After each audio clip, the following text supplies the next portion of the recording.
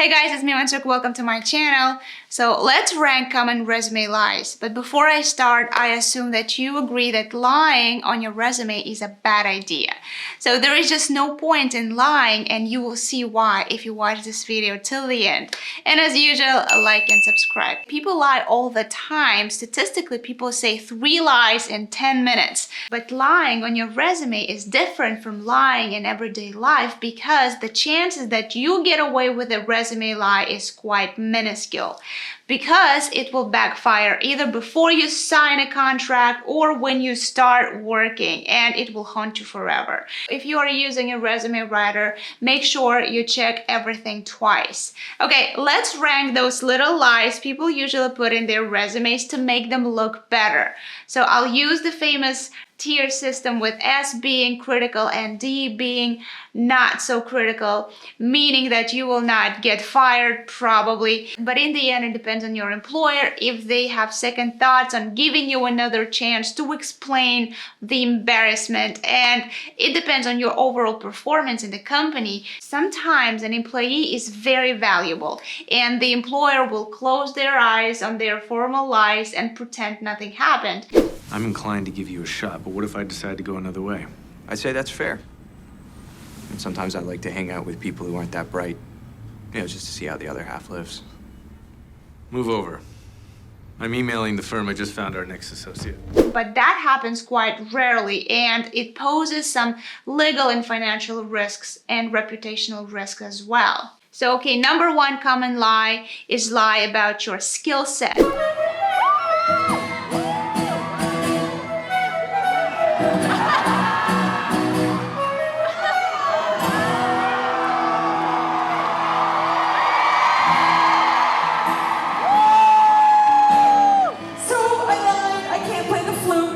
So there is nothing more irritating when a job candidate doesn't come close to what's on their resume regarding the skill set that they have mentioned or they have in reality. So I don't see any point in embellishing your skill set, because this is why you were hired for, and you will use it in the future at the job. And just because it's easily spotted on the spot, that would prevent you from getting a job. Embellishing your skill set goes to C tier. So common lie number 2 is lying about your responsibilities. So not all HRs, sadly, check this part about the real responsibilities, just because it's time consuming and it's hard to verify everything, but it's doable. How? Your potential employer may be interested in a specific part of your responsibility, like if you have managed teams, what was the scope of that responsibility, and keep digging deeper and deeper until they find out what they need. And if you are a chef, for example, and you proudly mentioned you designed a wedding cake for a royal family, this part of your resume are manageable for HRs to verify through conducting proper candidate research.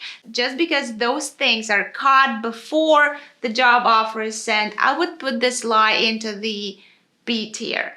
Lie number 3 is lying about your employment dates. So stretching the dates of your employment or providing inaccurate employment dates may be done sometimes intentionally or not. So let's say there is a typo when you misspelled the year, and instead of 2012 you wrote 2021.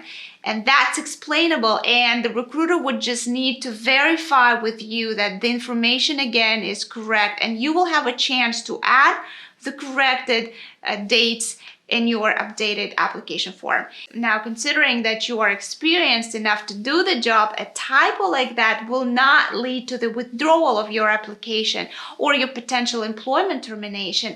But if the years of experience are not enough to satisfy job requirements, then you won't get away with that. So in my earlier HR careers, I worked with expat employees who required work permits to enter the workforce.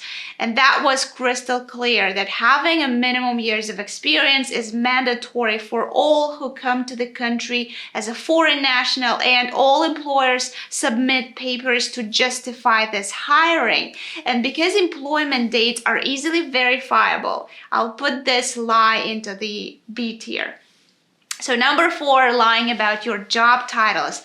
And again, this is quite self-explanatory. I understand that some positions may be called in a stupid way or in a way that is hardly recognizable to the recruiter, or maybe that the title is too specific to the company. And here I recommend writing the actual title and putting another one, more popular title that you wholeheartedly think that is equal in the level, and put it in the brackets. So it's not a defamation, it's not a lie, it's just your thoughts on how you think this position would be named in the real world and be more familiar to the recruiter. And because it's easily verifiable and too obvious to spot a discrepancy, I'll put this lie into C tier. So number 5, lying about your academic degrees. It's horrible.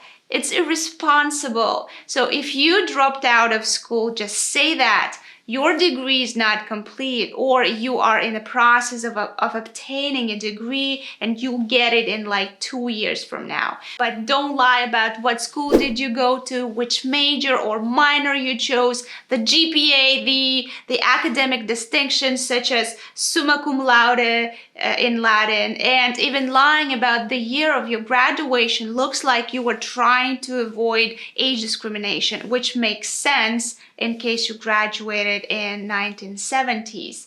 But lying about your academic credentials is serious and may lead to immediate termination, imposed by fines, and even you can get a jail time. It's not worth it, and because a person may end up in jail for this, I put this lie into S tier.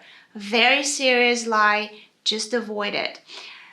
Lie number 6 is submitting fake references. There is a slight difference that I want to explain for many people who confuse background check and reference checks. So when we talk about background checks, don't ever lie. Provide your real HR's contact and sleep tight. But if this is a reference check, you can add your colleagues, your partners, your clients, who could provide you with a freaking reference in case you quit your job in a bad way or in case you were fired. But asking a friend or a family to provide you with a fake reference is kind of setting them up. First of all, they may not know everything that you did on your job, they may not give you all the details, and they may end up blowing it up. So feeling guilty. It's not worth it, and it goes to D tier. Lie number 7 is faking your language skills. And this is funny because I had a job candidate who said she knew Arabic, and the second interviewer was a native Arab speaker. And you should have seen the face of the candidate when the second interviewer asked her a random question in that language without giving her time to mentally prepare for a conversation. Zadrizes buzdaris daur. Itraji valere. Nige daineres gel masmo entar geriol entrat. En Valeria wipoanagarixan. Valeria munioengos nuhis isa. And the candidate was terrified, and you could see that in her face. So in short, it was very embarrassing and led to candidate's elimination. And for that, it goes to D tier. Save your face. We're still humans who can talk. So the next common resume lie is overblown salary history. So depending on the country where you work, but if you are from the United States, there is just no point in lying about your previous salary. So everyone understands why people inflate their salary expectations, because you want to get more, they want to pay less. Prepare your arguments about why you are worth what you are asking, and be confident. And for that reason, embellishments about your previous salary will go to C tier because it's useless. Next, people lie about certifications and professional memberships.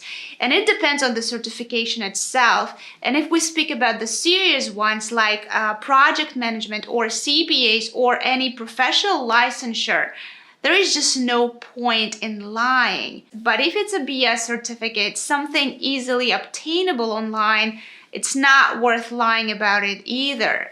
Just get it, and because it's not worth lying about your certifications, this one goes to C tier.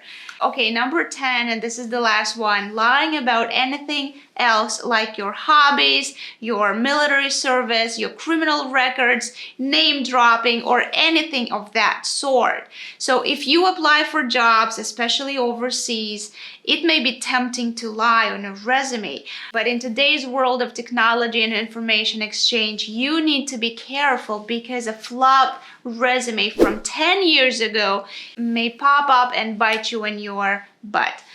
And if you think your job application is not sharp enough, supplement it with a convincing cover letter explaining who you are and how much you want to work for them, and focusing on your attitude and your knowledge about the company. And to get all that necessary glossary, it's enough to visit company's official website and check out LinkedIn profiles of people who work in that company. So anyways, don't judge me too hard on those rankings. I just wanted to bring it to your attention how lying on your resume affects your job prospects and your career in general. So just stay away from lying and stay away from trouble. Consider subscribing and liking the video to help it spread to more people and other job candidates. Thank you guys so much for watching. Add anything that I missed in the comments. Check out the rest of the videos that I uploaded just for you to understand how companies work. I'll see you in the next video. Bye.